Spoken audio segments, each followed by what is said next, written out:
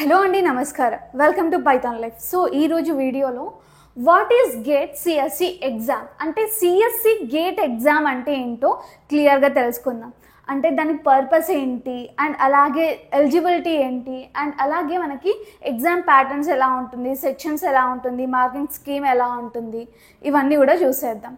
So ముందుగా అసలు gate CSE exam ఏంటి అంటే the graduate aptitude test in engineering for computer science and information technologies అనేసి అంటాం అన్నమాట. సో ఇక్కడ మనకి ఇది ఒక గేట్ ఎగ్జామ్ అంటే ఏంటి అర్థమవుతుంది కదా. ఒక యాప్టిట్యూడ్ టెస్ట్ లాగా ఉంటుంది. సింపుల్గా చెప్పాలంటే గేట్ ఎగ్జామ్ అంటే కనుక ఒక జనరల్ యాప్టిట్యూడ్ ఎగ్జామ్ లాగా ఉంటుందండి. మనము చాలా వాటిల్లో చూసే ఉంటాం. మనము యాప్టిట్యూడ్ టెస్ట్లు అనేసి రాసే ఉంటాం మన ఇంటర్వ్యూ పర్పసెస్లో, లేకపోతే చాలా లైక్ జేఈఈ మెయిన్స్లో, లేకపోతే నీట్లో, లేకపోతే ఇంకా ఎంసెట్లో అండ్ ఐసెట్లో, ఇలాంటి ఎగ్జామ్స్లో మనము ఈ ప్యాటర్న్ ఆఫ్ క్వశ్చన్స్ అండ్ మనకి మార్కింగ్స్ ఎలా ఉంటాయి, అసలు ఎలా ఉంటుంది ఎగ్జామ్ ప్రాక్టికల్గా అనేది సేమ్ వాటిలానే ఉంటాయి. సో ఇది ఒక యాప్టిట్యూడ్ టెస్ట్, ఒక ద గ్రాడ్యుయేట్ యాప్టిట్యూడ్ టెస్ట్ అనమాట. సో ఎవరికి అంటే engineering for computer science and information technology ఉన్న బ్యాక్గ్రౌండ్ వాళ్ళకి ఇది ఒక యాప్టిట్యూడ్ టెస్ట్ లాంటిది. అంటే ఏవేవి వస్తుంటాయి జనరల్గా అయితే మనకి బీటెక్ వస్తుంది, దాంట్లో సిఎస్సి ఉంటుంది అండ్ సిఎస్ వాళ్ళకి, సిఎస్ టెక్నాలజీ వాళ్ళకి కూడా అంటే లైక్ డిగ్రీలో మనము లైక్ కంప్యూటర్ అప్లికేషన్స్ అనేవి ఉంటాయి కదా పీజీలో, అండ్ అంతకుముందు వాళ్ళు డిగ్రీలో బీఎస్సీ ఎంపీసీఎస్ అంటే ఎంపీసీఎస్ కంప్యూటర్ సైన్స్ అనేది చేస్తున్నారు కదా. సో అలాంటి కంప్యూటర్ సైన్స్ బ్యాక్గ్రౌండ్స్ వాళ్ళకి కూడా ఈ లైక్ గేట్ అనే ఎగ్జామ్కి లైక్ ఎలిజిబిలిటీ ఉంటుంది. సో తర్వాత వచ్చేసరికి ఇది నేషనల్ లెవెల్ ఎంట్రన్స్ ఎగ్జామ్ అనమాట. ఓకే, సో బేసిక్గా దీని పర్పస్ ఏంటి అంటే మనము like post graduation, for example ఎవరైనా బీటెక్ చేశారు, లేకపోతే ఎవరైనా ఎంసీఏ చేశారు మాస్టర్స్, సో వాళ్ళు పిహెచ్డి చేయాలి అనుకుంటున్నారు. అలాంటప్పుడు ఈ గేట్ ఎగ్జామ్ అనేది రాయొచ్చు.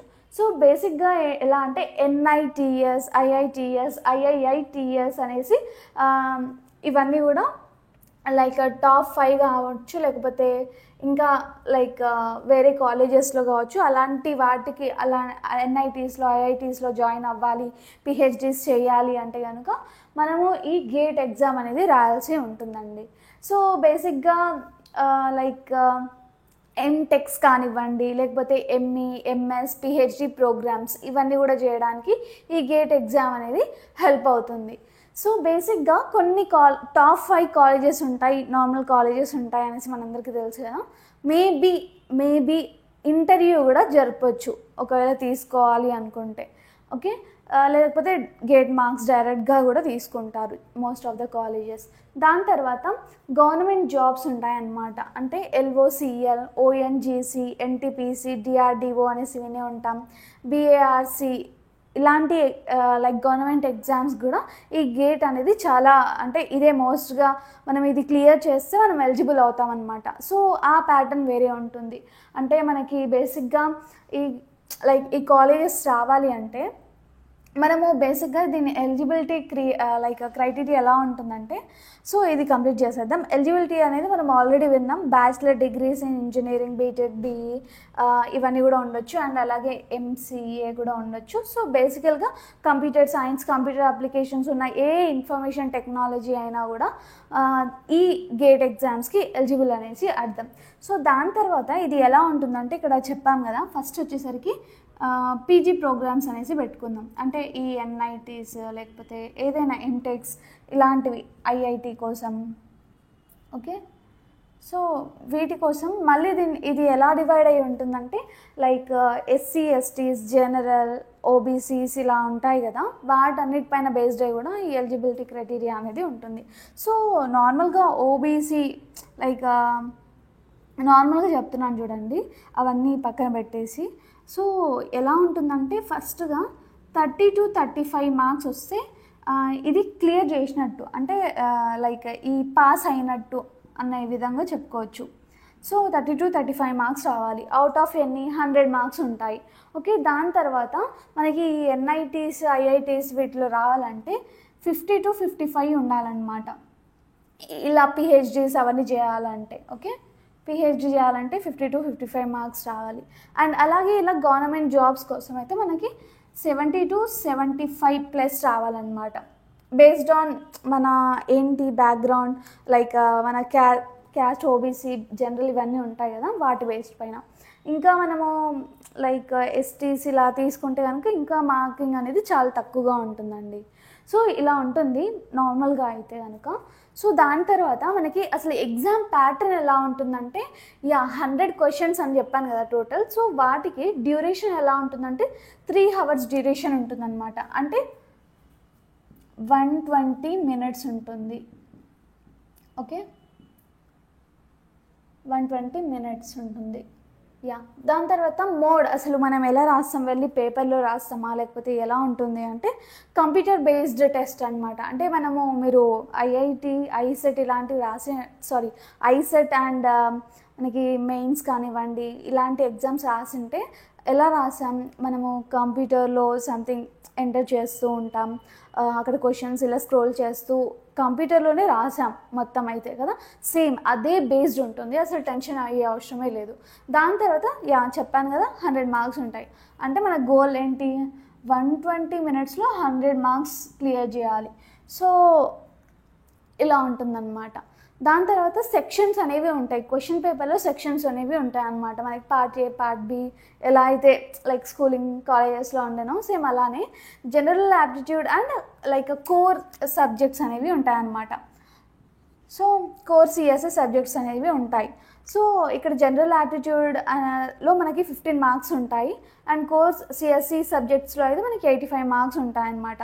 ఒక్కోసారి లైక్ వీటిలోనే 2 మార్క్స్ ఉండొచ్చు, 1 మార్క్ ఉండొచ్చు, అలా ఉంటుంది. సో ఇలా సెక్షన్స్ ఉంటాయి.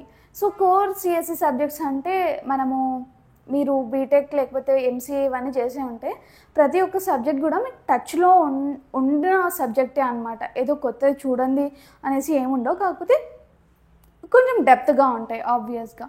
లైక్ డిఎస్ఏ ఉండొచ్చు, ఆపరేటింగ్ సిస్టమ్స్, కంప్యూటర్ నెట్వర్క్స్, ఇలా బేసిక్ టాపిక్స్ అనేవి ఉంటాయి. So we can do it.